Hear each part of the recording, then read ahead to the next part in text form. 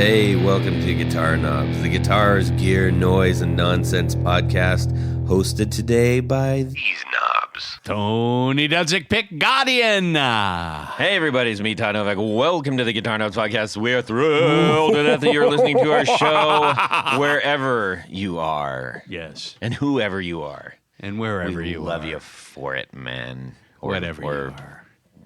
Yep. All those. All the whoever you are. What, Anyhow, whose, when's, where's. Tony and I in the house tonight. And everybody else is doing, stuff that's prohibiting them from being here. We have no lives. We have no lives. We have, yes. No, this is our life. And I'm okay with that. But more importantly, we've got a very special guest on the line. Guess who are you? Bruce Bacon. Bruce One more time without the No shuffling. turntables. Oh, Bruce Bacon. There you go. Super duper Bruce Bacon is joining us tonight. And I am hungry. You've heard. Okay, I'm so glad we got that out of the way. I'm sure he really loves that. Yes. So Bruce is one heck of a supporter of our show, and we hear his name all the time. We're really grateful that he's out there listening and being part of the show, and adding a little bit for you all listening. All the things he comes up with and stuff, and sends them our way. You need to thank him real quick here. Thanks, Bruce.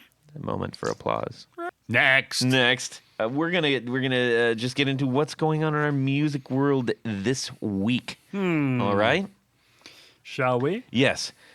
We're going to start with the freshly groomed, with your fresh haircut, Tanya Bolonsky. No haircut. It looks like a haircut. You came in all, no? Okay. No, I was showered. Okay. But, We're going to start with the shabby-haired the showered, Tanya Bolonsky. The showered Tanya Bolonsky. And he's going to start us off, and then we'll check in with Brucey. Well, Todd, I was perusing Guitar World magazine and website, and I ran across something that I thought was kind of interesting. This might actually be a good, interesting guest for us, too. But there's a guitar maker in Italy, in the Tuscany region, called Paoletti, Paoletti Guitars. Like Paoletti? Paoletti. And where's Jared when you're Paoletti? But they have been making guitars out of reclaimed wine barrels. Ooh. So, and interesting, I've never used chestnut on a guitar, but apparently only the wine... on an open fire. I'm tracking with you. But they've been using these wine barrels now apparently for, well, in the wine industry, apparently they use them about 10 times. Yeah. And then they get rid of them. Mm-hmm. So and then young wives make flower pots out of them and stuff like that, I guess. They won't throw any barrel away before it's time. Yes. That's right. Well, and it's an. I don't know that I've ever heard of a chestnut barrel. Like, well, it's usually oak barrels. It's in the United States. It is States. oak. Oh, because they don't have maybe oak. Chestnuts might be more might common. be akin to oak. Well, it's supposed to be a very toneful wood, according to I like I said, I've never used one, so I can't speak for it. But they do believe that it's a very resonant wood, and. Well, it would be super dense because it would have been breathing, going all the water transferring and everything. Wouldn't it make it like extra dense and resonant? I don't know, but Tony, this can not tell enough you information for me to go on. But the wood itself is between 80 and 150 years old. Outside of the actual cutting, I would imagine. Well, that's right. Yes. Yes. Yeah. So it could be 1,000 years old. 1 million years old. Could be. Anyhow. So wait, these are bowed staves. That's what they're called, staves. Yes. How? I wonder if they do it like the. I think they laminate them. They put them together. Yeah, they like the them skateboard together. decks and stuff. Yes. Yeah, like Shones wood. Yeah, exactly. Yeah. But anyhow, Shones wood. That's your new racket. You go get some wine barrels or some beer barrels. Now you got a whole new thing, man. Does it come in? Yeah, it does not come in one. Finish. It does not. Most of the finishes they show are natural, But I was actually, I thought the same thing because it didn't look like the wood itself was stained from the wine. But I wonder if it's a heavy wood. Maybe it's dense. Well, that's what I was saying before. Like other people in this room. Ouch. Anyways, they'll figure it out. PalettiGuitars.com or just do a Google search. Yeah. Google solves everything. But it's worth checking out. What are the stylings of them? Yeah, typical, Strat Telly, SG, Les Paul. Okay. But they're kind of cool guitars, and they're handmade in Italy. Well, all right. With rich Corinthian leather. Right. That is a throwback commercial that almost nobody's going to get. Chrysler Cordoba. Yes. I know what you're talking about. Yes, I know you do. All right. Bruce, please wake us up from this coma that Tony slipped us into.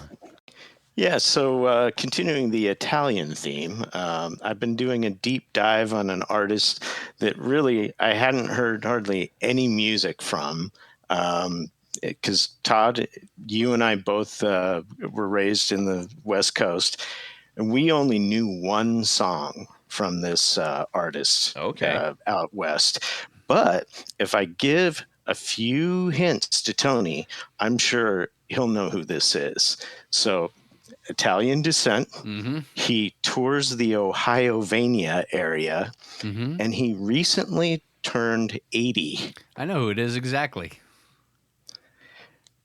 Do you want me to say it? Yes, if you could in Jared's voice. It might be Donnie Iris in the Cruisers. That's right. Wow. Dang. Look at you, Johnny, on the spot. But he had to cancel a show in Youngstown, which is my hometown. He's apparently having some sort of surgery. Yeah. Ooh. But his Gotta 80th. Move a meatball out of his. That's a spicy meatball. No, apparently his birthday bash in Pittsburgh was just phenomenal. A buddy of mine went to the show. Donnie Iris? Aaliyah. Yeah. What? That's the Aaliyah. Aaliyah. Aaliyah. You California What? kid. You probably don't even know this song. Okay. It was a great song. How's it go, Tony? Aaliyah, here we go again. Aaliyah. Yep. He was originally you hear those first 4 power chords, and you'll know that song. Okay. But he was originally in a band called the Jaggers, and they did the rapper. Rap. They call him the rapper. That sounds like Rap. That sounds fake. It's the rap. I feel like I'm being put on right now. Look it up. No, it's real. Okay. Look it up. Yeah. All right. Yeah. And actually, he would make a tremendous guest because imagine the equipment this guy has played, because he began in the 60s. Yeah. And he can still belt it out. Yeah. And a really underrated 80s artist that honestly should have been way more successful. I've been listening to a lot of the different albums, and at the very least, he should have been littered over tons of soundtracks in the 80s. Huh. Okay. Yeah. I don't think I've ever. Maybe I might hear it. Like if I recognize it, if I hear it, maybe. I haven't seen him recently, but I did see him back in the 80s a couple of times because, as you said, he would go through Ohio and Pennsylvania and kind of the tri-state But he was a area. West Coast guy? No. He's from Pittsburgh. But you would only hear that song Aaliyah out on the West Coast. That's it. And even though he had other great songs, everyone knew him in Ohio and Pennsylvania, but he just didn't get promoted well enough by his record company. I gotcha. Mm-hmm. I thought you were saying the only place you would ever hear this song is the West Coast. Therefore, that's why I would know it. But what you were saying is the only song they played on the West Coast. The only song you would hear by this gentleman is that song. Yes. Yes. And the whole band is really, really good. And another little tidbit is that the keyboard player and Donnie both were in Wild Cherry post play that funky music. Oh, really? I did not know. Yeah, that's where they played together. They met up, and then I think after a year or two, they realized, okay, this boat's gone away. It's time to move on and try another project. Jump the shark. Yeah. Wow. All right. Oh man. Yeah, and then that's cool. And then a little bit later today, I'm probably going to try out 2 new pedals from Cattle and Bread. Oh, One's cool. the Formula 55, and the other is the Bell Epoch Tape Echo. That's nice. That's a great pedal. That's a great pedal. I actually talked with the guys at Cattle and Bread at the NAMM, at the NAMMs. The NAMM. And they're going to be on the show. So I'm very excited about that. I'm just trying to work out when exactly that will happen. Yeah. Another pedal producer from the Pacific Northwest. Yes. They seem. How about you, Todd? Well, thanks for asking, Bruce. No, Tony, you got to make him work for it. No, he's slowly taking. I stole your thunder, Tony. Got to make him work for it. Yeah. Hey, Todd, what about you? Well, I just got this fantastic book. It's a book called Rickenbacker Guitars: Out of the Frying Pan into the Fire Glow. Do you know what the reference to that is? Yeah, the Fire Glow model. Do you know what the frying pan No, was? I don't know yet because the frying pan is their first guitar with the electric. Technically, the first electric guitar, yeah. but it's more of a lip Boy, okay. I have to answer all the questions. This is by Martin Kelly Yes. and Paul Kelly. We've had Martin Kelly on before. Yes. He was great. This is a signed copy. No, we didn't have him on before. We were trying to have him on before. Yes. It didn't work out. Yes. Yes. Thank you, fact checker, leaving me out to dry on that one. One in the Tony column. Yeah. Anyways, this is a really great book, and we've been talking about this book for a little while, especially after our Rickenbacker episode. Yes. And this is 336 pages of nothing but Beautiful. great photography, Yeah. and lots of fantastic story, including many of the famous people that played these guitars. Yes. I mean, this goes from the very, very, very beginning of Rickenbacker all the way to present day. Yes. Pretty much present day. Pretty much. Now, I got this from their UK site, Phantom Books. Yep. And I'll just give a plug right here. If you go to Phantom Books, I think it's phantombooks.com, you can get this, and It might be phantombooks.co.uk. no, it's .com. Oh, It says it .com? right there in the back. I'm Okay. the one with the book, Tony. Okay. Anyways, awesome book. Can't wait to look into it a little bit more. Tony, of course, has 2 of them because, you need 2 of the same book for some reason. In case the first one. Yeah. In case the first one expires breaks. or something. One for the home, one for the car. Well, actually, there is one for the home and one for my shop. So, yes. True. All right. Anyhow, so that was really cool, and it's very affordable. Now, that being said, shipping is not as affordable. No. The whole, and I'm finding that out the hard way, having to ship. I've been shipping a lot of stuff to the UK lately, Yeah. from patrons and others, and wow, everything's doubled. Yeah, but the good news is right now the dollar is strong against the pound. So Not double, it's not double. what used to be double.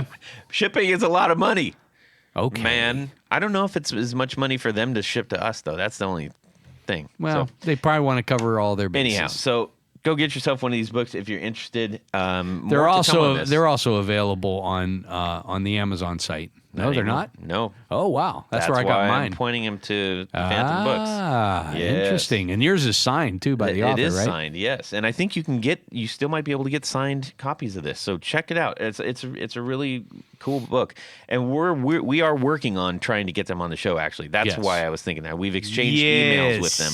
So I'm not totally out of my head. Yes. Anyhow, speaking of out of our heads, boy, oh boy, what a treat it was to get all of these pedals from Bruce Bacon. He sent over his 4 on the floor. Physically. With liner notes. Yes. Like he did all the settings and everything. I mean, it was remarkable.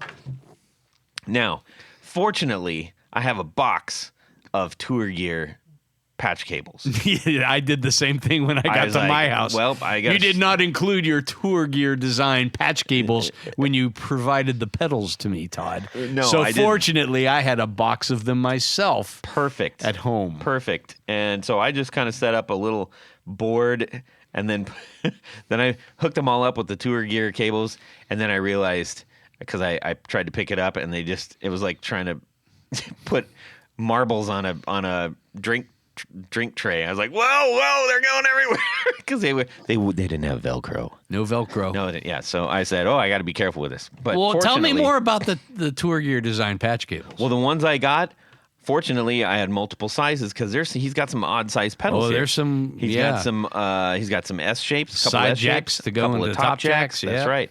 And I didn't have to spend a fortune to get them. Yes. Go to tourgeardesigns.com, load up your cart, and then in your checkout, when you go to coupon, put the guitar knobs. It's going to save you 10% on your entire order, and it is absolutely worth it. These are great patch cables. Absolutely. Thank you so much to Tour Gear for sponsoring our 4 on the Floor.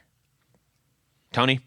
Let me get a little bit of this. Wow. You're just trying to upstage Matt from last week. 1, 2, 1, 2, 3. 4 on the floor. All right, Bruce Bacon. Give us your 4 on the floor. All right. Well, number 1 is the Nady TD-1.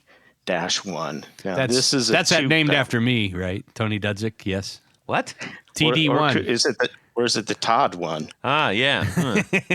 Actually, I don't know. Either way. You guys are going to have to fight over it. It stands for tube distortion. Yes, tube distortion 1. Well, you just gave it away, Tony. Go ahead, Bruce. Don't mind him. No, that's great. That's great. So my fascination with tube pedals started with, the same thing that you had, Todd, which was the Chandler tube driver way back in the day. Now, did you have the rack mount one? I had the pedal. Okay, I had the rack mount one because, when you have a PV Special 130, you need a rack mount to sit on top of it. It's like salt and pepper combo right? amp. It's so stupid. Anyways, go ahead. What's interesting about that original one was that it just didn't really have enough voltage going to it to really make the tubes do what they're supposed to do. And so, it sounded fine, but it really wasn't, designed correctly. But, over the years, there were different ones that actually did have enough juice going to it. And this happens to be one. Mm-hmm. And so I've always been fascinated by amps. And so this was like having an amp and a pedal. And so that's what kind of got me on this whole thing of going after tube-based pedals. And to my ear, it just has more harmonic overtones than, let's say, a tube screamer or a distortion pedal. But the trade-off is there's a little bit more noise. So that's kind of the trade-off there that you have to deal with. But I'm a bedroom player, so I don't care. Yeah. Go ahead, Tony. So I was going to say, you're giving a really brief overview. I mean, this really does go into a lot of depth. I mean, there are variable switches for both the high and the low, and then the gain. That's even a crappy overview. There's a ton of tonal. I'm just saying sculpting there. Man. There are three-way switch that you can choose high, medium, and low on each of those things. The drive, the high, and the low. There's a presence and a level. But my favorite part is on the back. It says, "Caution: do not open this unit. Leave servicing and changing tubes to qualified personnel only. Lethal voltages can be present even after this unit has been off for some time." Mm-hmm.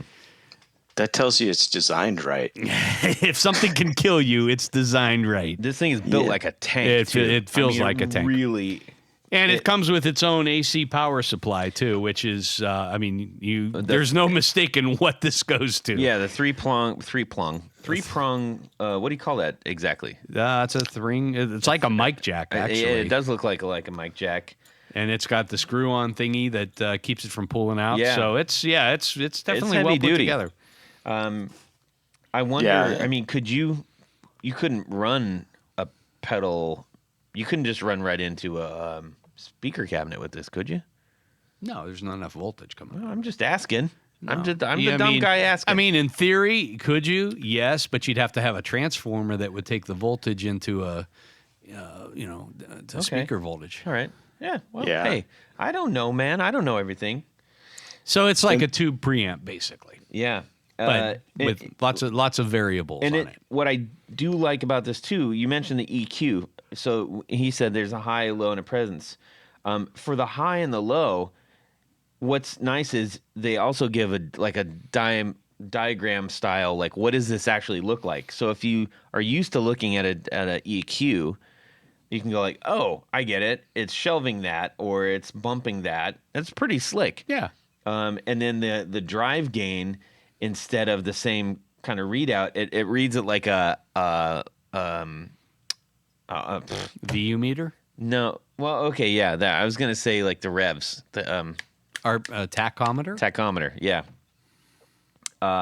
So high is kind of in the red, Yeah. medium is dead in the middle, and low is down in the green. Green. I thought this thing sounded fantastic going into the Marshall. Yeah. Man, I mean, No, it's a legitimately, good front end for things. It's sub $100, dude.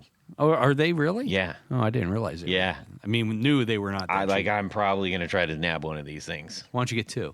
Okay. Run them into each other and see which one blows up Run first. both of them into you. Ooh. All right. Anyways, so super cool, and just a unique drive section to have, with your gear. I think it's really cool. Yeah, and Bruce and I were talking earlier. Now the AX7 that's in there it's pretty hard. That's it's the pretty tube. heavy. It's the tube, Yeah. 12 AX7. But as Bruce said, yeah, you could.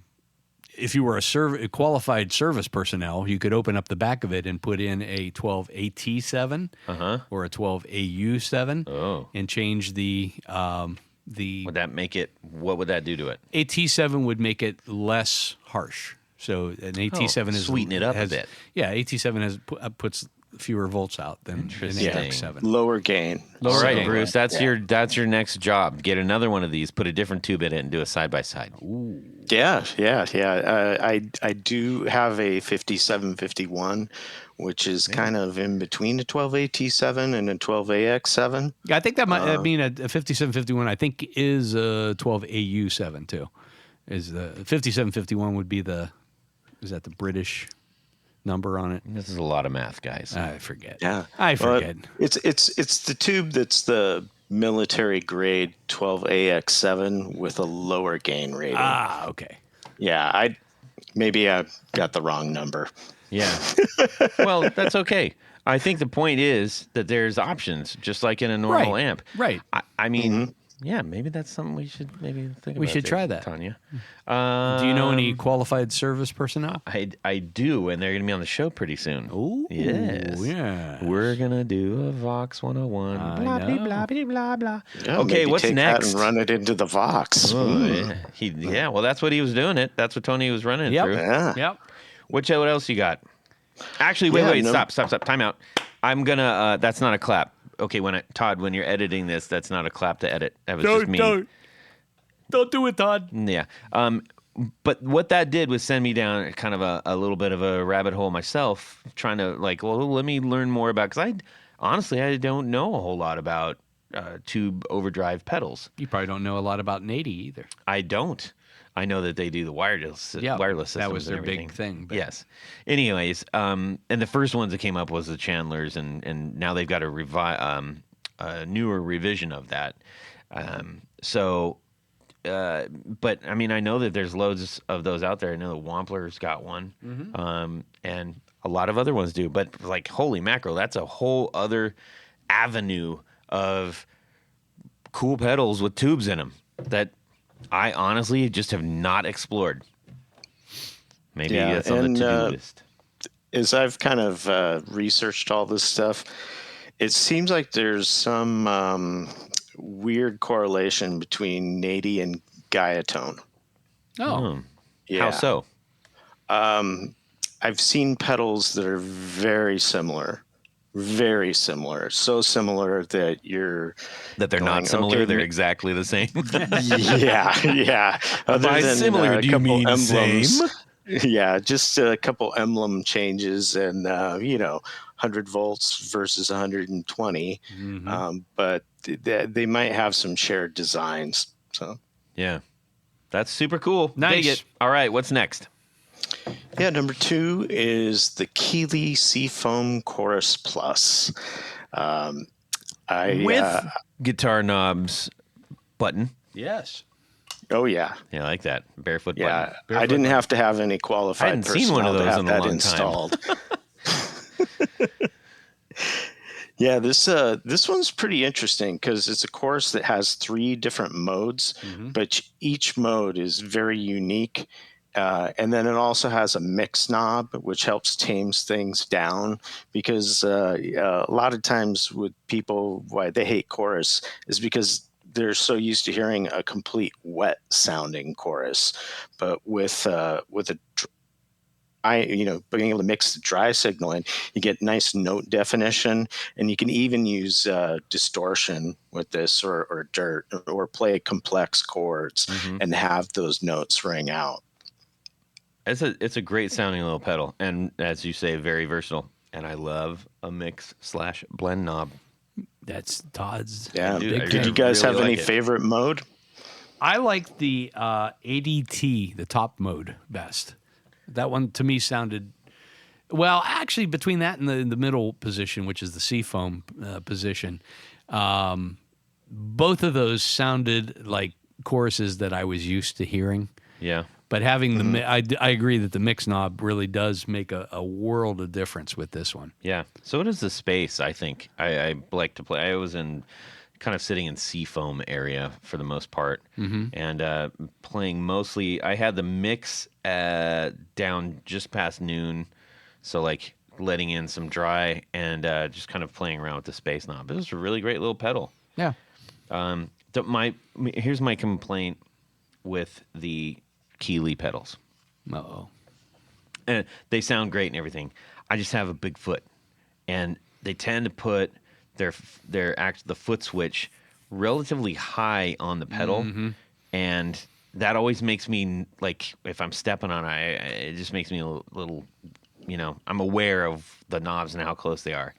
So I don't know. That's it's just a personal thing. I have to switch to elf boots. Yeah. Either that, or you can make a special stomper. Or those El Norte ones that go up to like their kneecaps, that curve and go straight up towards their kneecaps. Those things are crazy. You can do a Keeley stomper.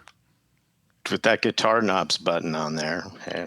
Yeah, that does help. I mean, it actually yeah. does, because if not, I would be on a dark state. I would be like probably crushing those knobs. But anyways, Keeley makes freaking amazing stuff. So It sounds great. All right. Were you able to get a Billy Duffy sound?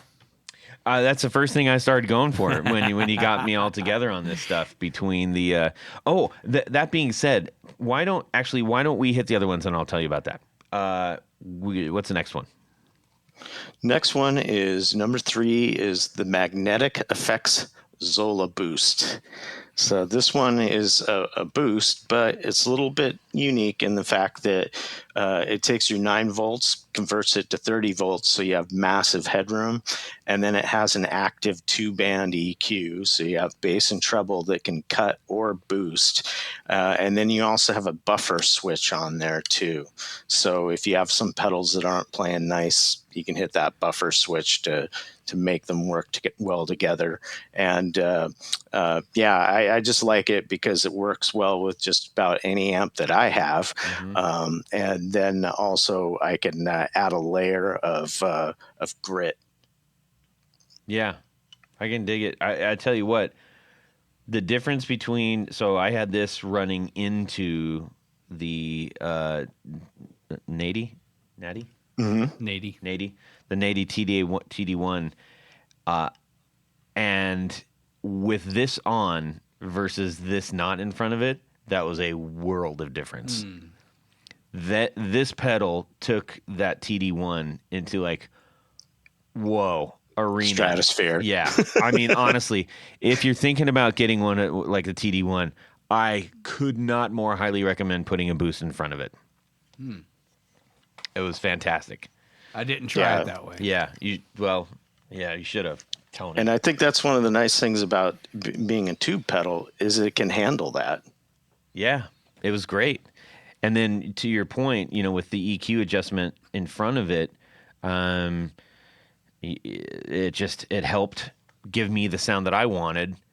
And then I toyed around with the buffer, but I didn't really need it because I was just doing a couple of these pedals together. At least I didn't feel like I needed it. But I thought that was a great 1-2 punch. I mean, any boost in front of that TD1 is going to make that sound absolutely amazing. What else you got? Yeah, number 4, I believe this has been on the show before a couple times. Yes. But the DoD Rubberneck analog delay. And Tom Cram and the design team at DoD, they made a full-featured, lush-sounding analog delay. And I don't use the Rubberneck feature because I'm not really into that time warping stuff. But it's such a great sounding analog delay that I like it despite that.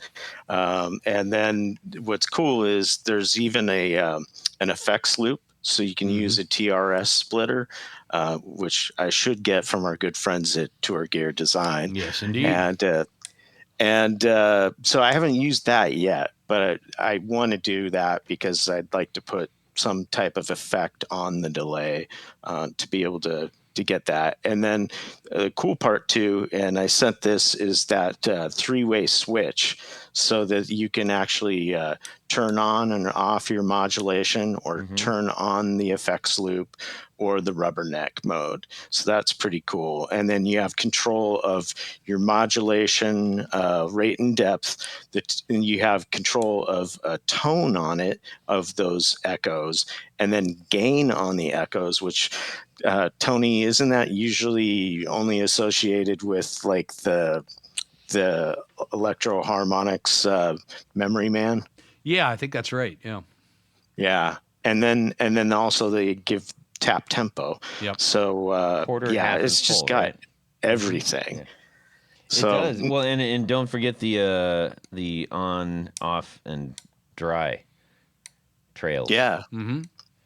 With the gain and tone, the dual gang pots there. Yep. I think that's a really underutilized feature on pedals, by the way, the dual gang pots. Mm-hmm.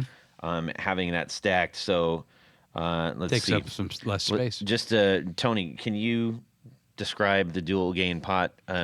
Just for the folks who might not know what that is. Oh, so it's basically 2 pots, one on top of the other. That you see it a lot. Well, I mean, you see it on some jazz basses, and other thing. Dan, it looks like a little skinny knob on top of a fat knob, but they're interlocked. Yeah, they operate independently, and so in this case, like the one controls the rate, and the other is the depth, and then there's the gain and the tone on the other. So so rather than having a bunch of 4 extra knobs, you have 2 that are stacked. Yeah, and that it does save space. My experience with this, I think I took the Rubberneck off myself too. It was just a little too much for my taste. But overall, I mean, it was a decent analog delay sounding pedal. Yeah, that Rubberneck is good if you're playing Elvis music. Anyways. And what's cool is the team. That was the biggest eye roll ever from Tony, by the way. That's my philosophy. Is the Tom Cram and those guys are back together with DoD. Oh, cool! Yes. Yeah, that's good.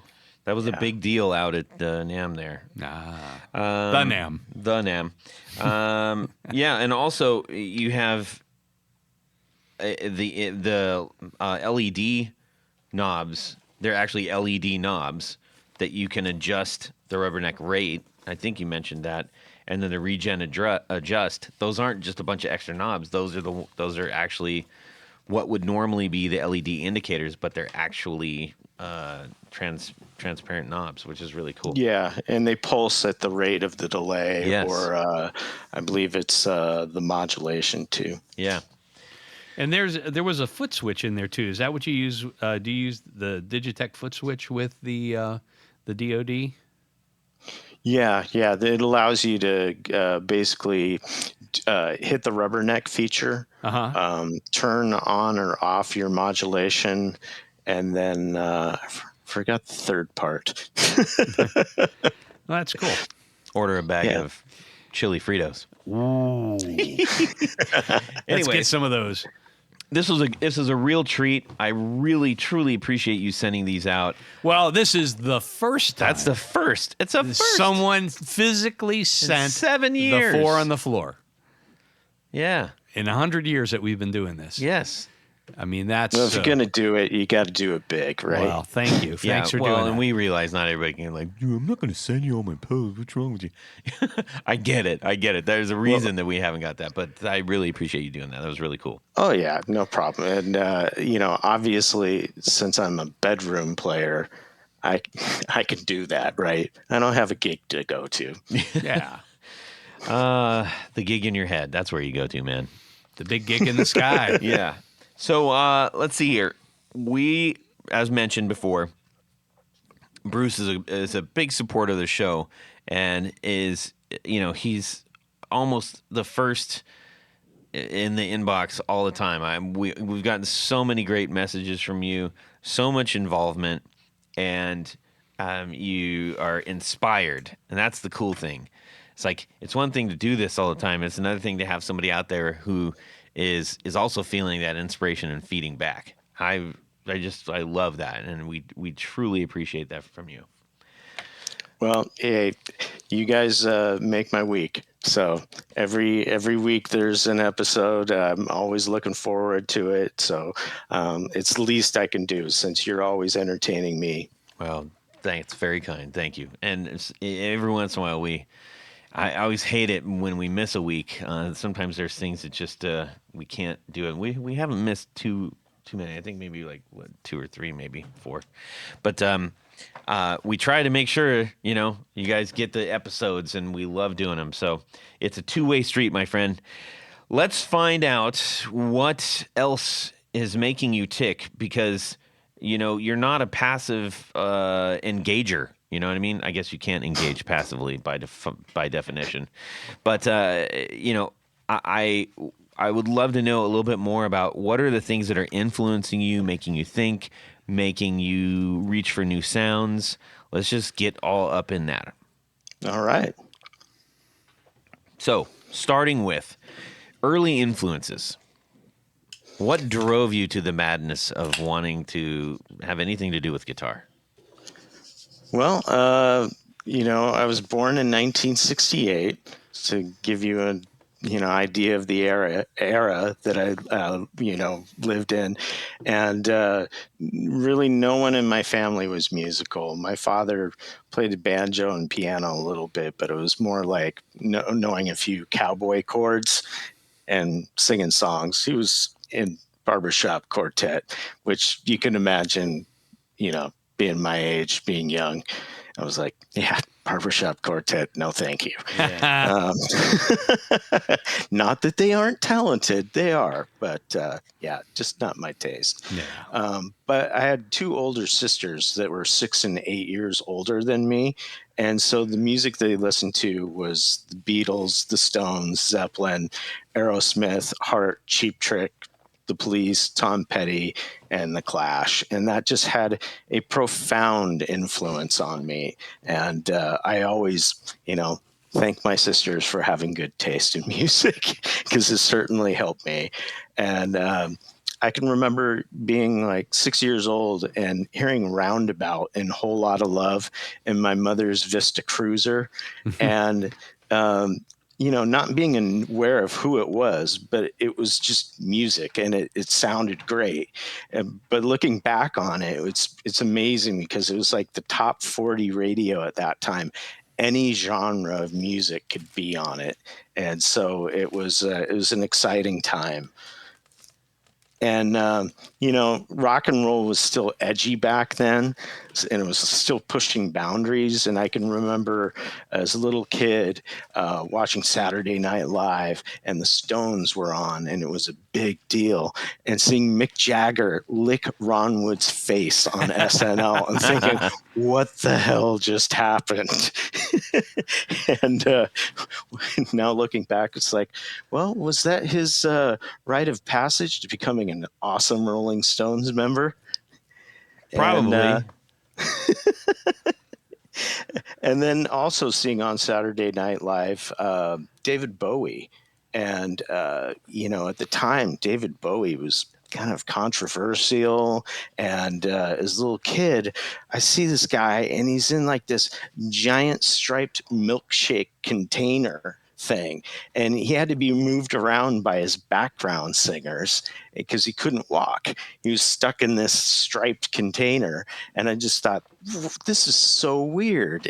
But that was rock and roll back then. It was cutting edge, it was different, and I was attracted to it.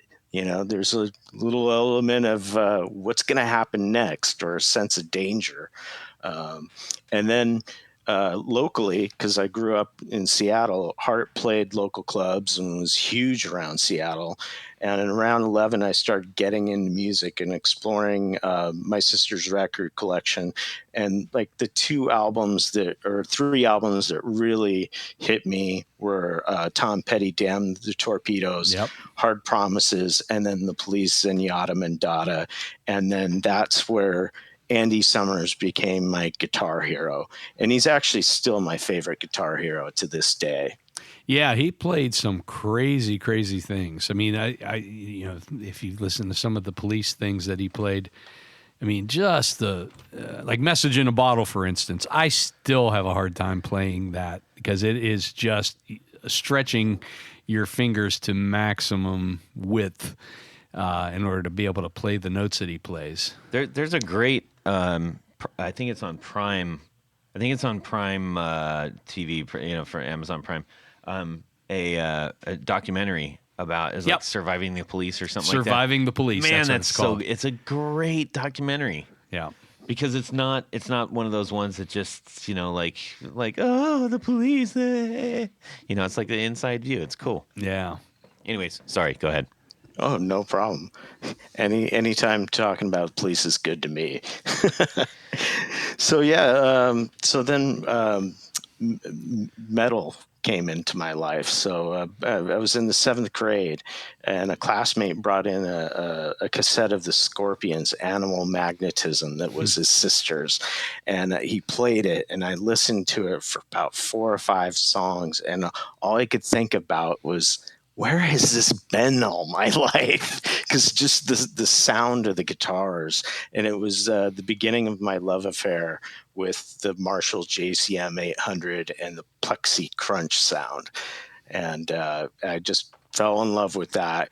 And my next guitar heroes of that era were like Randy Rhoads, Alex Lifeson, Eddie Van Halen, Brad Gillis, George Lynch, Steve Stevens, Adrian Vandenberg, and Jimmy Page. Steve Stevens. That is a player that we all know that name.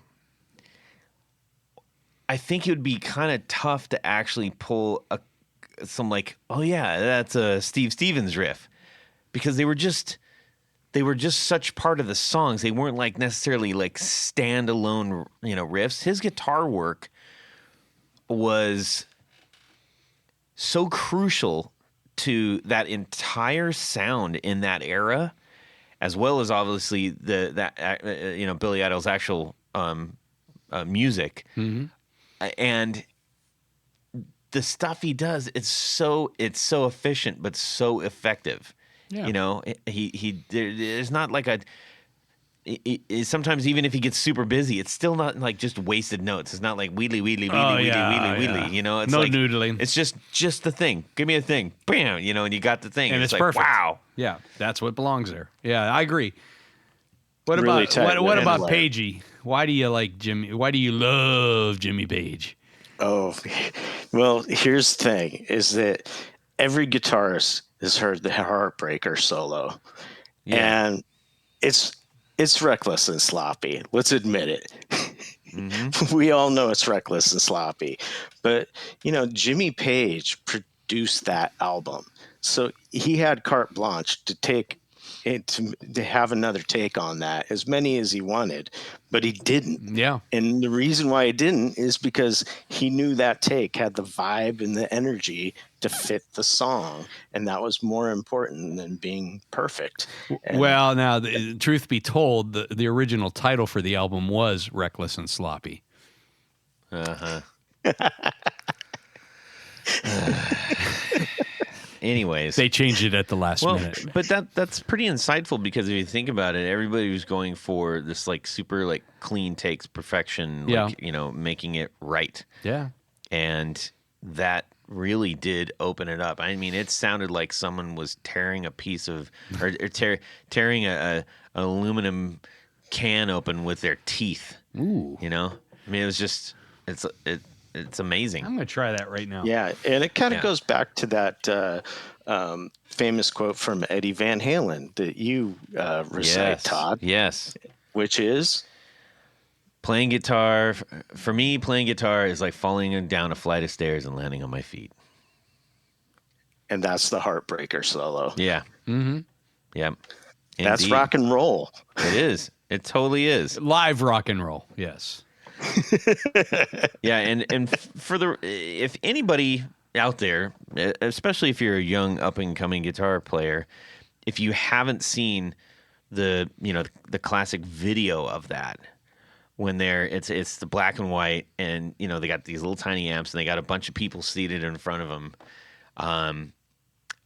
it's just something to witness, like just the raw. It is so it's like watching a flipping grizzly bear tear open a salmon with his face, man. And just bones and everything, just gobble it up.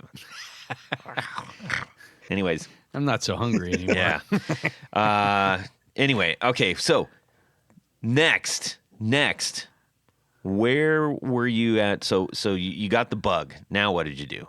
Yeah. So, just like any red-blooded, American kid that's listened to rock and roll at the ages of like 11 to 12, 13, the next step is you got to have a guitar.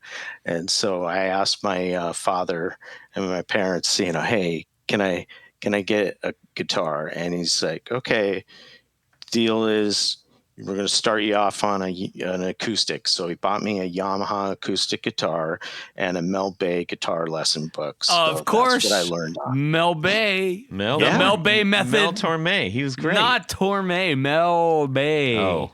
Yeah. Where else can you learn to play Michael Row the Boat Ashore? Mm-hmm. And let's see, what were some of the other gems in there? Oh my God. There might have been hot cross buns on there. I don't know. Yeah, probably. But there were, all the standards are in there. All right. In easy chord formations. How to hold a C. How to make a G. Yeah. All right. I love that book. Yeah, it actually, looking back on it, it was a good book because even though you only learned, let's say, 3 chords in 10 pages, they actually got you playing a few songs with those chords. So it was well done for what it was. That was before the real big tab explosion. But and YouTube, don't forget YouTube. Yeah. You know what the very first song I learned on tab was? What's that? I kid you not. I'm not even making this up. You're making it up. I'm not. It's a small world. Hangar 18 by Megadeth. By tab. That's what I started with. You aimed high. Good for you. But I learned it. Wow. I had a baby blue JB player, like Randy Rhoads style. It was baby blue. And I didn't know any better. Yeah. Daggone it. All right, go ahead. Yeah. So that Yamaha, it had a horrible action on it, which I'm sure Tony, you probably had a similar experience. I learned on a Silvertone, yeah. And it probably led to some bad habits, like my death grip fret hand. Pushing the strings through the other side of the fretboard. Yeah. Yes. Yeah, I've got that problem. But I showed enough progress that by the time I was 15, my parents rewarded me with my first electric guitar and amp. And I like to say an amp because when you play electric guitar, you just don't play an electric guitar. You play the amp too. It's a system. Mm-hmm. And so what I got was a Kramer ST100 Striker that was in dark metallic blue, which I loved, and loved the color. And then a PV Studio Pro 40, which is a solid state combo. And it was sold to me by Jay Boone, who would later start the first vintage guitar shop in Seattle, the well-known Emerald City Guitars. And by the way, Seattle has an embarrassment of riches when it comes to guitar stores.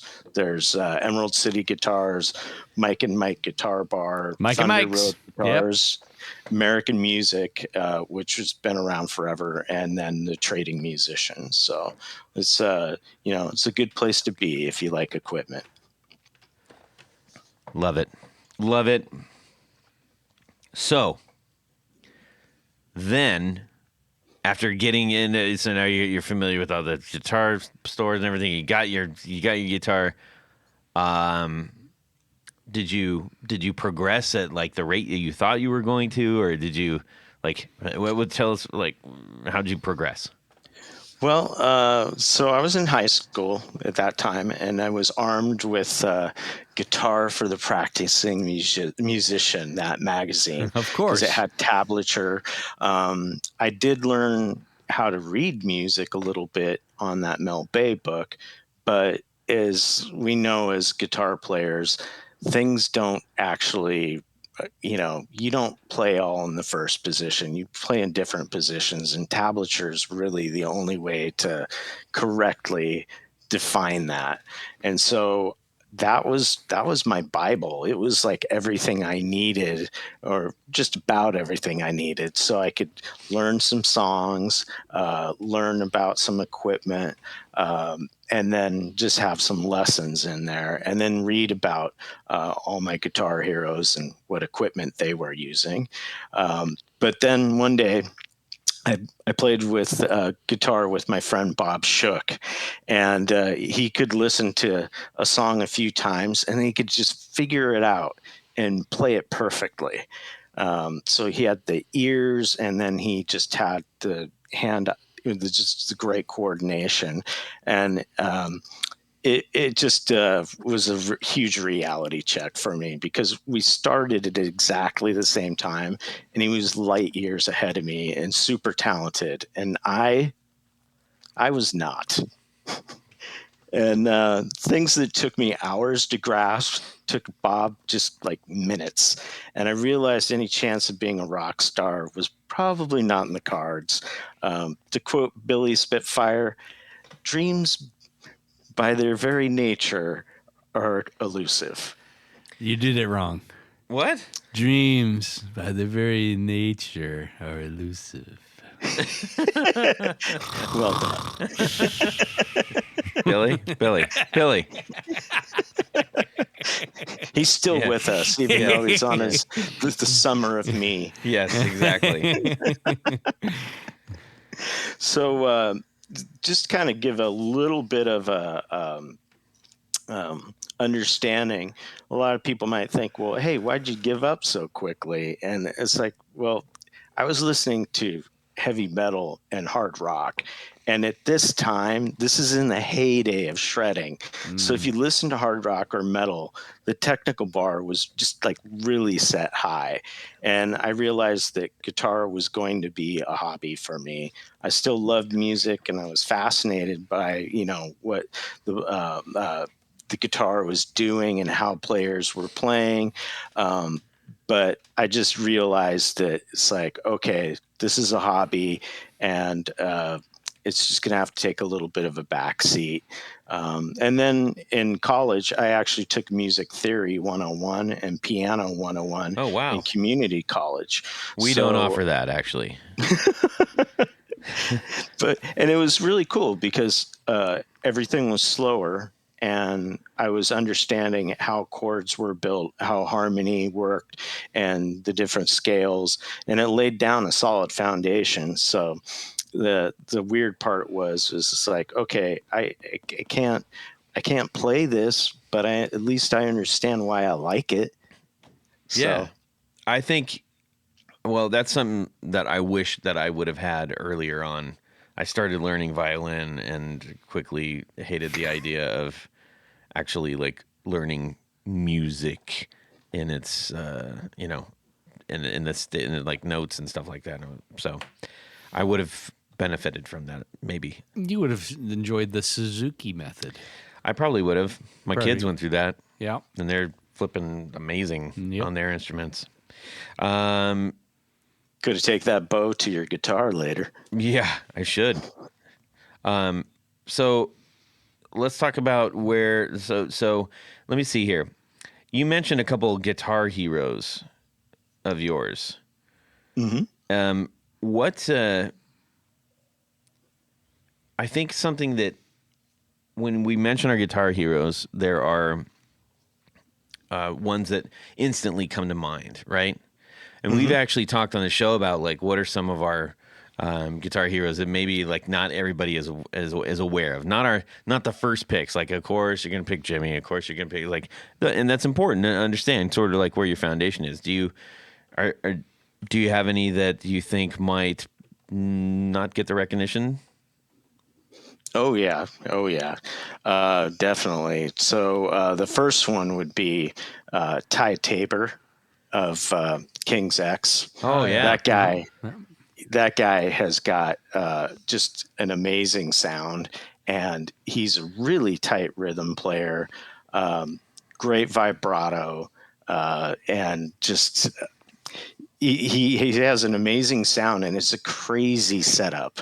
Because he, at the beginning, he was playing through a Gibson Lab L5, but he was only using the preamp on it, and that's a solid state amp.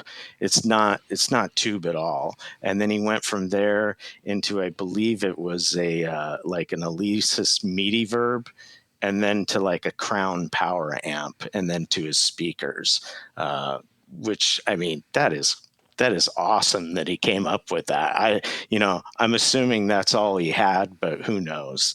But yeah, I find that his playing on Gretchen Goes to Nebraska, that's like a perfect album to me. I can play that all the way through. Dig it. Any others? Yeah, the late James Honeyman Scott. Yep. Of the Pretenders. So that guy was just creative. Just, he had great pop sensibilities in his playing, but he also knew when to just rock on a song. And all of his solos and fills were just tasteful, and they just elevated the song to another level. And I feel like he just doesn't get enough credit, but you can tell just by listening to other players that he influenced a whole generation of British guitarists and American guitarists too. I mean, I agree. I mean, he's in many ways, you talked about Steve Stevens earlier. Again, a guy that played the perfect part where it needed to be and didn't necessarily, showboat the thing. He just played what had to happen. And he played differently than everybody else, just a little bit different. Yeah. You could easily lump him into a lot of what was going on in that scene. But the thing is, he was, Billy Idol came out of the punk scene and in the UK, and they kind of created their own actual style of music. I mean, it really didn't fit with anything. Probably, the one of those guys that doesn't get the credit due. Yeah, and like Randy Rhoads, he's only got two albums worth of music, but hey, those 2 albums are incredible. Mm-hmm. Indeed. Now you're in Seattle, right? Mm-hmm. And you grew up in Seattle? Yeah, born and raised. Did you grow up through the grunge scene? I did. So one of the interesting things is that the high school I went to, it was basically the beginnings or the origin of Alice in Chains. So the band from my high school called Sleaze played at our student activity center at lunch, and there's the band. It's Johnny Bacolas, James Bergstrom, and Lane Staley, and I don't think any of us, when we saw them, thought that they were going to go on to be huge. But then again, it's like, hey, they're 15 or 16-year-olds. And I'm a big believer of, if you want to master something, it's going to take, what is it? Is it 1,000 hours or 10,000 hours? They were in that first 1,000 hours. And so, they were doing the best they could, and they still were doing well. So later they renamed themselves Alice in Chains, but this is going to sound weird to the listeners because when I say Alice in Chains, I mean like Guns N' Roses, an N and an apostrophe. Really? Yeah. So they purposely did it that way because they didn't want the negative connotations of, yeah, right. Yeah, Gotcha. I'll just leave it at that. Yeah. And then they played for probably about 4 or 5 years, and then they broke up. And when they broke up, Lane then went with another group of musicians, and then they just took the name Alice in Chains. But then they actually, why not Allison Chains? Yeah. That would have just been as easy. So now it became Alice in Chains. So Alice in Chains. Yeah. So that's where it came from. But that band had a pretty rough go as far as like what happened to its members. Yeah, so for sure. So even though Johnny and James didn't hit the big time, I'm happy they're alive, because you can't say that about some of the other members of that group. So it's unfortunate, but I'm glad they're alive. And then a little fun fact is my neighbor, Kelly Roop, she went to prom with Lane Staley. Well, how about that? Yeah. Interesting.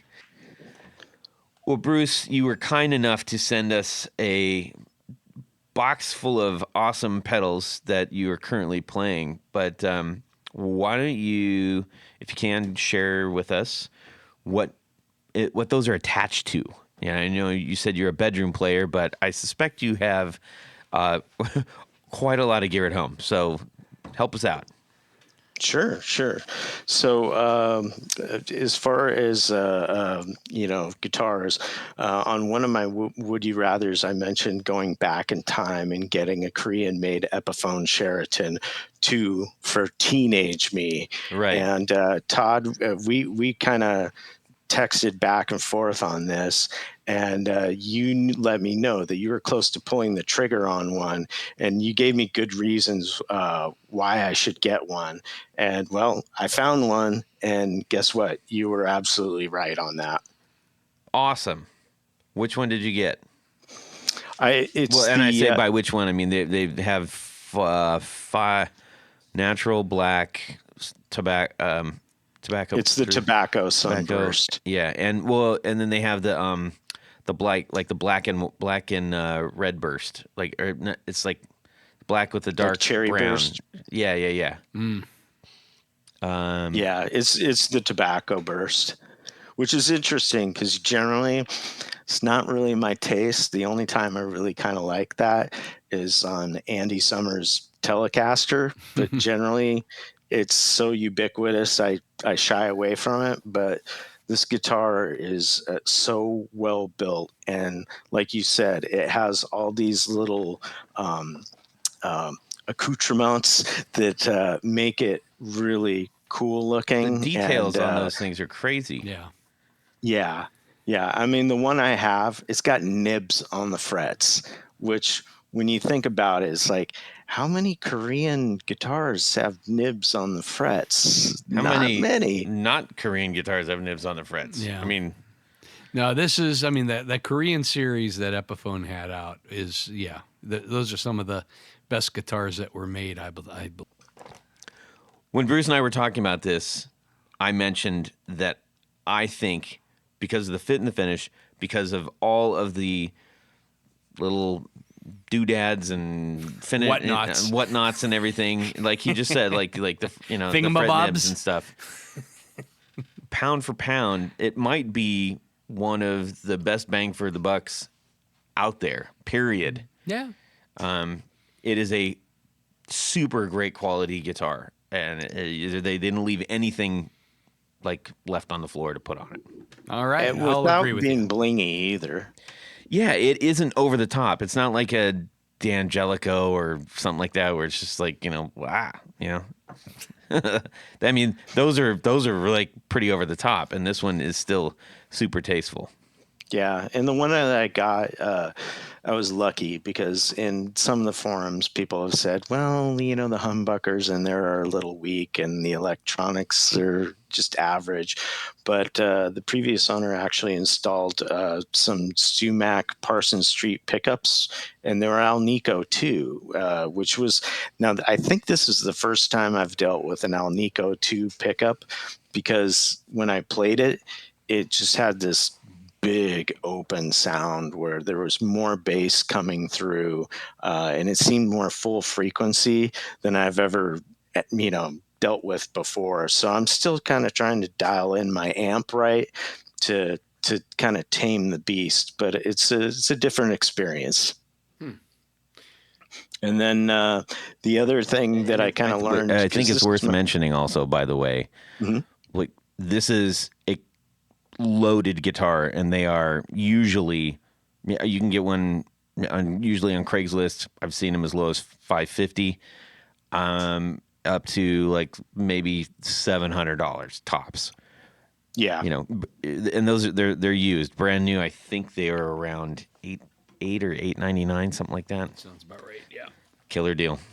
Yeah, and so this was my first semi-hollow. I had solid bodies before that, and the thing that I kind of learned from this experience was, it's like, what's so nice about a semi-hollow is you can just pick it up and play it and get a good idea of how things are going to sound even when you're not plugged in. And it just made me realize, oh, okay, this is why singer-songwriters use a semi-hollow, because they don't have to be plugged in, and yet they can play exactly like they do a regular electric. So it was kind of an eye-opener for me. Yeah, and that big body, man, it feels really good on you. What about amps? Yep. For amps, I have a Guillotone GA830, which is an EL84 based tube. It's a 6BQ5 back then, but it's essentially an EL84, and this was brought back from the dead by Jesse Quitzlin, who's an amp tech here in Seattle. And Jesse actually used to tech for the Yeah Yeah Yeahs, and he makes his own amps under the Acme Instruments brand. And he'd also be a great guest for your show. They're great. Yeah, and he just would inform me and let me know, like, hey, when it comes to these old Japanese vintage amps, the resistors are probably going to drift out of what their tolerance level should be. And so he just has so much experience dealing with all these different vintage amps that, you knew you were going to get the amp back, and he wasn't going to butcher it. He was going to do exactly what it needed to be just to get it back to playing like a vintage amp that it should. So I'm very grateful for Jesse's work on it. And it's an odd amp because it actually has its own stand. It floats up on a stand and you can tilt it. But mine, it's seized, so I have to work on getting it unseized. It was like taken? It's imagine if you could kind of like I'd say it's like a like the Voxes. Yeah, kind of like a Vox. Yeah. Yeah. Oh, okay, gotcha. That's cool. Yeah. So that's cool. yeah, people see that and they go, "Ooh, that's weird," but yeah, it's just a vintage amp. The other one It's that a I have handsome right amplifier. now It is a Spectra 30T. And most people don't know what Spectras are. Or if they do, they think solid state, which they did make great solid state amps. This one's a 6V6 based amp, and it's super light. And the previous owner actually put an old Jensen neodymium speaker. It's funny I say old, but I should say first generation. And it's super light. And they say that it's supposed to sound like a Mesa Mark I amp, but I've never played a Mesa. I don't know. To me, it sounds like a Fender amp. Yeah, that would. I mean, with a 6V6, yeah, because I don't think that Boogie ever did anything with 6Vs. I think you got some on the mic there, buddy.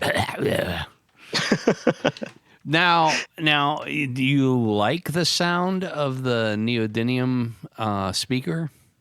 Yeah, I actually do. I was surprised because I thought I'd hate it. See, now the ones that I've used, I love how light they are, but I can't get into the sound that's coming out. There's something weird about it. I mean, I'm a big Alnico speaker fan, and to me, those sound, I don't know what it is. They break up easier.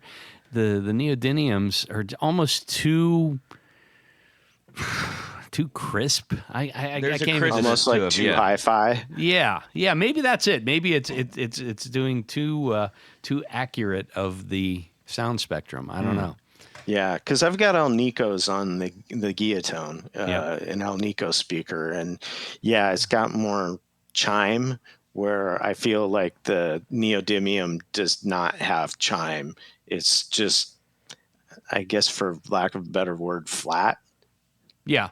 I think I think that's right. Maybe that's maybe by design to recreate the as close to perfect sound reproduction. I don't know, but yeah, that's I've switched. I've had them in a couple of amps, and I end up switching them out. Yeah, putting something different in. Yeah. Well, we're still in the infancy of that technology, and I'm sure it'll get better over the years. Mm-hmm. All right, Bruce, final question for you. Mm-hmm. So you explained to us your current rig. You went through all the cool gear and everything. If you had your druthers and Tony won the lottery and he said, Bruce, I'm going to hook you up. You name the amp and the guitar you want, and I will have it shipped out to you. Ooh, that's a good one. I would probably go with a Metropolis. Oh. Because they're up in Michigan, aren't they? Yeah, they are. Yeah. And that guy is just, George Metropolis is super passionate about making accurate Marshall recreations. Mm-hmm. And I think I would get one of his amps. Yep. And then as far as guitars, boy, that's a rough one. But, I think I'd want it's going to be an early Ovation 80s. Breadwinner. How did you know? Oh my God. A Travis Bean guitar. I probably would go with it's an Aria Pro 2. And I know had what one you of guys those. are thinking, but like the real high end ones, like the PER 60 or the PER 80. I had a black one. They're fabulous Les Pauls, and I think I'd want one of those because I tend to lean just left of center with my tastes. Yeah, that's right. Cool. Mine. Well, here's the funny thing is, I guess Did you I have didn't. the black and gold? No, mine was okay. Here it comes. I get it. Everybody's gonna lambaste me. One of my earlier guitar purchases, actually, it might have been a trade. It was an Aria Pro 2, but it was a Stratocaster model. Strat. Like a super Strat. Thing. Yeah. Todd played a Strat. I did. Anyways, I had one. Keyword had. Yeah. But I didn't know that they just did a whole line of all kinds of things, and they called them all Bruce Pro Bruce 2s. is talking about the high end line, which they do have some wonderful instruments in that. I mean, I had years ago some of the. How is it Aria Pro 2 and then Aria Pro 2 but the high end line? How can that be the same thing? Well, I mean, they range from not high end. I was really young. I didn't know what I was doing. Well, I think it was, when was that? It would have been in the mid 80s or something like that, or going late 80s. A Pro, Aria Pro. It wasn't the Pro 2, but it was a Japanese made kind of Les Paul style guitar. And it was a great guitar. I mean, it's amazing some of the stuff they put out, but the higher end stuff, they do really, I mean, they're decent instruments. So and not a whole lot of money. So I will grant your wish, Bruce. Thank you. Stand by your front door until the 2 boxes arrive. Okay. Can I choose my finish? Yeah. What do you want? Japan brown. Okay. Yeah. Japan brown. Yeah. Help me out there. It's brown, and it's kind of got. I'd say it's kind of like a violin finish. Oh, okay. It's not sunburst or anything. It's got a little bit of like mahogany-ish in it. Yeah, I mean it goes like from a stained mahogany, just like darker around the edges slightly. Okay. Yeah. It's more of a rubbed finish. Yeah, you would say. Okay. I would guess. Yeah. They do have an Aria Pro 2 back in the day. There was a series called Black and Gold, and it was a black guitar with gold hardware. Yeah. I can't. So you should look for one. Yeah. Memories. Anyways. If only. Yeah. Should have bought them when I could. Well, hey, let me tell you a quick story about that. I remember I had it when I was in my first year of college, and I had traded in for a couple of things, and I got that. And we had this psychology class, and it was like, oh, bring a couple things that tell who you are, right? And I was like, I'm going to bring my guitar in, right? I brought my guitar in, and I was talking about it, and just saying, oh, I really like guitar, and da da da da da. I'll never forget this. This is one of the first times that I'd ever just gotten just lambasted by somebody that I didn't even know, right? And this guy's sitting there, and he had a Merciful Fate shirt on. And he goes, oh, how come it doesn't have scallops on it? Go ahead and play it. And I was like, I didn't play it. And he was just like giving me the business. And I was like, well, why are you doing this, man? And then his buddy gets up who just brought a snare. He just brought a snare drum. And the guy played a flippin' aria on a snare drum because he was a drum major. And I'm like, yeah, this has been a great day. Well, cheap Strat knockoff, and that's the way it was back in the day. I bet you can't play any Merciful Fate. Tough crowd. Anyways, all right. Well, Brucey, this has been super fun, but we got to hop in the old El Camino right now. Where are we headed, Tony? We're gonna swing down past Jared to see how. Let's throw some empty cans on his deck. Oh, let's do it. I like it. And let's step in mud, and then walk on his deck when he's not seeing it, and it'll drive him insane. It will. I like it. Okay, let's do it. Yes, because at this point, we can jam some hot dogs down in the cracks in between the planks. And just leave him there. Oh, no, his dogs would go crazy. No, he'd go crazy. Well, get it out! Hurry! Anyways. Why'd those guys put the damn hot dogs in between the planks? All right. So at this point of the show, Todd, it's a little game we like to call Would You Rather? Yeah. Smooth jazz edition. This week's Would You Rather is brought to us by our good friend, Bruce Bacon. I know him. This is one that Bruce sent to us a while back, and we're gonna use it today. Word. So you're walking down the street and stop by a yard sale. You like that? You see a weird-looking imported 12-string electric guitar, but the action is really high. But the $20 price tag says, I'm taking you home. When you get it home, you realize the truss rod is already maxed out. It's a mess. And after some crafty math and a little bit of prestidigitation, you realize that you need to take half of the strings off. Now, by doing that, you're going to reduce the tension and make it a little more playable. But the problem is, you got two choices, and this is the would you rather. You can leave the E, A, and D, or you can leave the G, B, and E set. Now, what's the difference? Todd, do you care to guess? Well, they sound different. Bruce, I think you can give us a better answer. Why don't you do that? Sure. So the E, the A, and the D are all octaves. Ah, yes.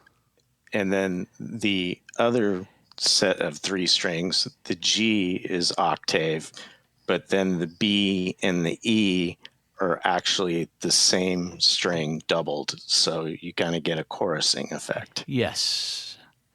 So the would you rather, in order to make this guitar play right, would you rather have the E, A, and D octave set, or the G, B, and E, G octave, B, E unison set? It's not a fun situation no matter what. No. But who goes first, Todd? Well, Tony, you go first. Oh, I'm not used to going first ever. So, I think as much as I like the octave pairs, when I think to if you're doing any kind of Roger McGuinn licks, most of his stuff was done on the G, believe it or not. So all of his leads that he would play on a Rick 12, those were there. And in fact, Martin made a 7-string Roger McGuinn model, and so it's 6 strings plus the G has an octave, is an octave pair.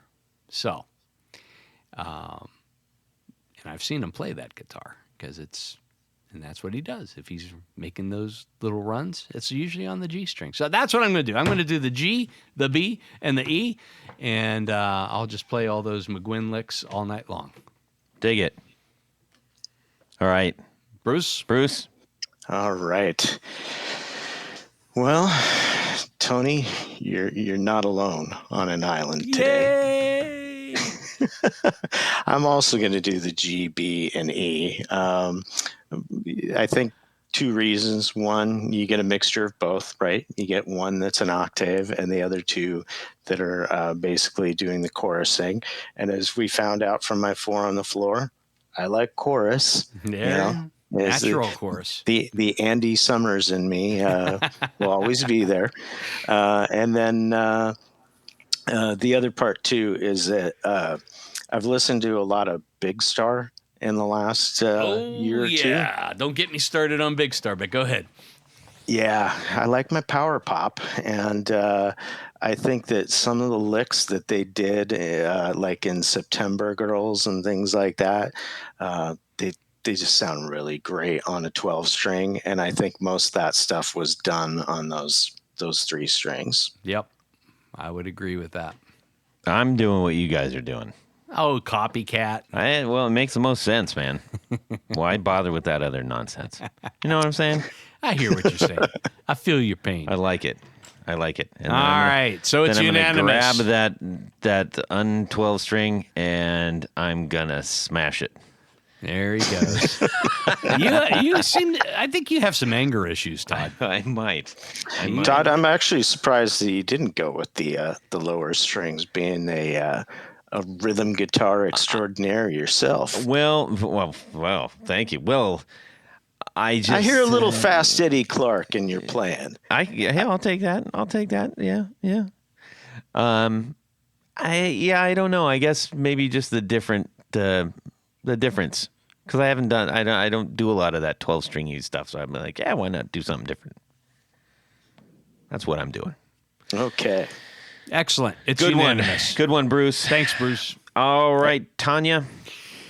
Todd, at this point of the show, we like to thank a special group of people. These are our executive producers. Now, you might be wondering, what is this executive producer I am speaking of? This is a group of people that make this show possible. Now, how do you become an executive producer? Quite easy. Go over to patreon.com/The Guitar Knobs and check out a couple of different levels in which you can participate. Become a sponsor, a patron of this very podcast. Each level comes with some very nice thank you gifts. But as an executive producer, there's one thing more. Bruce, what is that one thing more? Ooh, the fuzz. No, that's you close. You have your name. Oh, get right on the thing. What? Wait, he just jumped in. What the heck? Did you just, Jared? That's me. What the heck? All right, Jared. Thanks for joining us. What an unexpected. Oh my God, your timing was impeccable, Jared. That's incredible. I felt so horrible. I couldn't make the whole thing. It's Bruce Bacon. I had to come on and out of respect, if only for the last bit of the show. So I'm sorry. I'm very tardy. That's remarkable. I mean, do you realize that have been planned any better? Did you realize that you came on exactly when I said, "What is that one more thing"? No. Of course you didn't. You were just going to jump into the wherever we were and say that. Okay. No, I mean, I had been listening for a while, but I guess you guys didn't see. No, we didn't see that. We were. That's insane. I saw the third channel, but I thought that something else was going on there. I didn't realize you were being a spy. He's a voyeur. Well, let's do that. Jared, what is that one more thing? You get to have your name right on the thing. There you go. That's right. Yes. Your name right on the thing. So that's what I'm going to do right now. So special thanks to these executive producers. Moon Guitars, Vader and Pedals, John Halverson, Rick Calhoun, Trevor Gunberg, Elad Mizrahi, Mac D, Richard Kendall, Mark Garton, James White, Justin Jones, Anthony Gemalero, Bill Gola Guitars, John Esterly, Anthony Lathrop, Stefan Lamb, Michael Senchuk, Ken Sayers, Doug Christ, Darren Gregory, Tom Brazen, Rusty Sneeden, Ralph Gottschalk, Don Kloss, Gregory Randall, Brett Hogarth, Eric Hemmer, Stuart George, Michael Furman, James Bell, James Romer, Cameron Pampas, and David Tyndall. Thank you. Wait a second there. Todd, yeah. There is another special group of executive producers we like to call our Grand Poobahs. And Bruce, I think earlier you may have slipped in the one thing special even more, in addition to tons of great stuff that Grand Poobahs receive. What is that? The fuzz. The fez. Yes. Among many other things. And there's some great stuff. So check it out. Todd will let you know exactly what that is. So special thanks to these Grand Poobahs. Tommy Manasco, Ricardo Iguareda, David Kaminga, Brandon Wound Pickups, Hex Matos, Michio Murakishi, Bob Crouch, Jack Cadian, Sam Jett, Tyler Rhines, LSJ Music Company, John Williams, James Pennington, Adam Johnson, Steve Keys, Cody Foster, Science of Sound, Brian Robinson, Jonathan Jurisic, Corey Nigro, Michael Van Zant, Tim Nowak, Jonathan Daly, Martin Cliff, Sean S. David Poe, Billy Spitfire Unlimited, Congregation Gear Demos, Paul Van Eppinger, Scott Sullivan, Great Lakes Guitar Pickups, and Matt Hart. All right. Yes, Matt Hart, we just had on the show recently as well. Actually, that was last episode. That was last episode. Come to think of it. When's Act 1 coming up? It is up. It's live. Oh, I didn't know that it was. People will have already heard it by this time. Oh, goodness. Yes. I haven't heard it yet. Oh. Well, thank you all so much for your continued support. We truly, truly appreciate it. Bruce, do you have any parting thoughts? Yeah. I want to give a shout out to my wife because she's put up with my awful guitar playing for years. And if there's some badge of honor, then she's earned it. So, yeah. That's really sweet. She should receive the pick of destiny. Pick of destiny, indeed. That was really sweet. So, Bruce, do you have anywhere do you want people to get a hold of you? Usually when we do that, but I'm not really on social media or anything like that. But I'll just send good thoughts your way. Playing guitar and with pedals and amps and on reading stuff. So that's what I do. Sounds good. Nice. Tanya? Head over to pickguardian.com. Check out some of the things that I have available for sale. But, shoot me an email because most of what I do is kind of custom. And it's easier sometimes to hash out all of the details. Yes, indeed. Pickguardian.com. Jared, do you want to chime in there? Find me at Instagram, jared.brandon. I'm sorry, jared.allen.brandon. Send me a message. Please. We talk about pickups, gear, guitars, even Gibson guitars, or Fender, whatever you want to do. All right.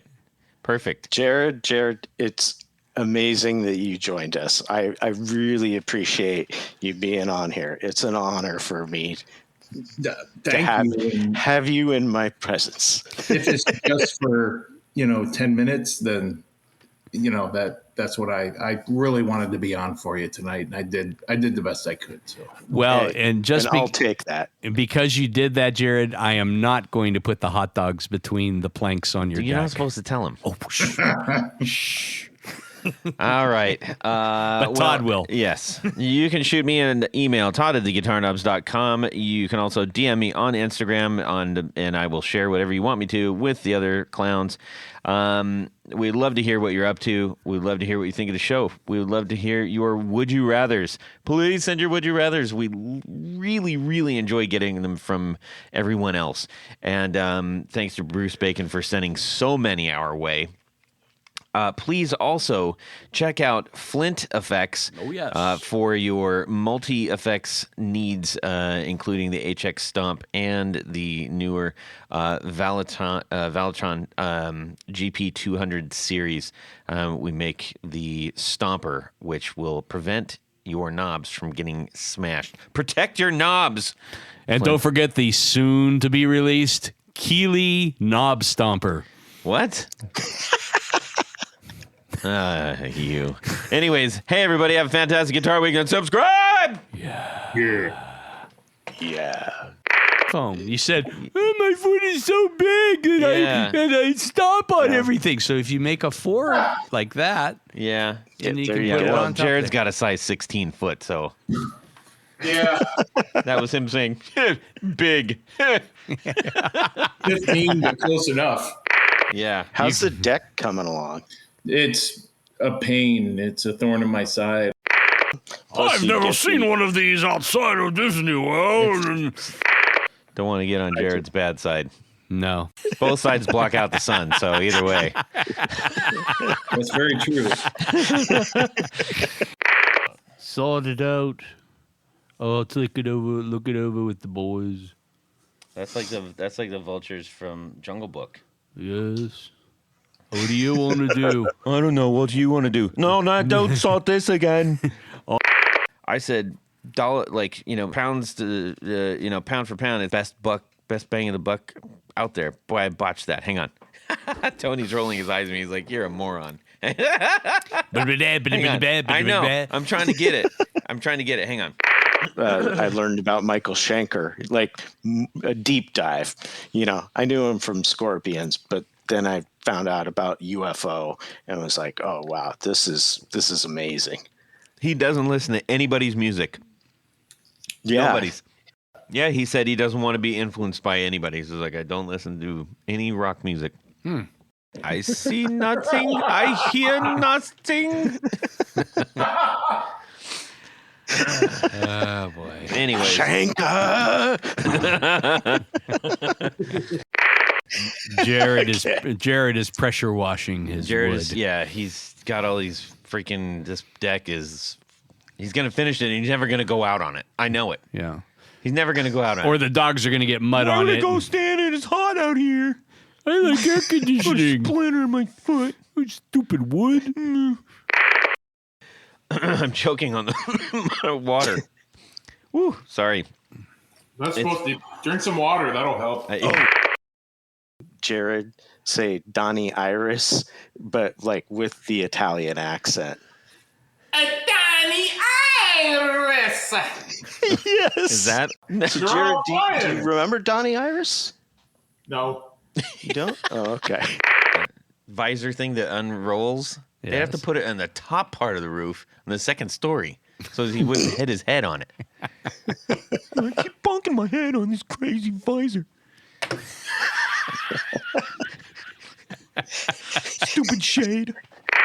Do what? You're great at this. What? Do you think of one while we're talking? I can't possibly. You can do it. I can't There's do it. so many things. I'm so tired, Todd. things. I'm so tired. If you would have let me know a half an hour earlier, No. I'd have been full. I'm letting you know now, so in a half an hour you'll be ready. I'm getting a firsthand insight to how this boat rolls. Yeah. It's one. We have one oar, and we we go in circles. Yes, and then I go in the other direction, so we straighten out. Yeah. And the rubberneck is. You're a rubberneck. You're a rubberneck. I'm talking to Bruce T. Bacon. Bruce T. Bacon. Tell you Bring what, home the bacon. Fried up in a pan. And away we go. Well, that's it for these knobs. Please visit our Patreon page at patreon.com/theguitarknobs. Visit our website at theguitarknobs.com for all of our past episodes, 4 on the Floor blog, and other good stuff. You can connect with us on social too at our Facebook page and share your gear and stories on our Facebook group. Also, be sure to check out our Instagram at Guitar Knobs. Catch you next time.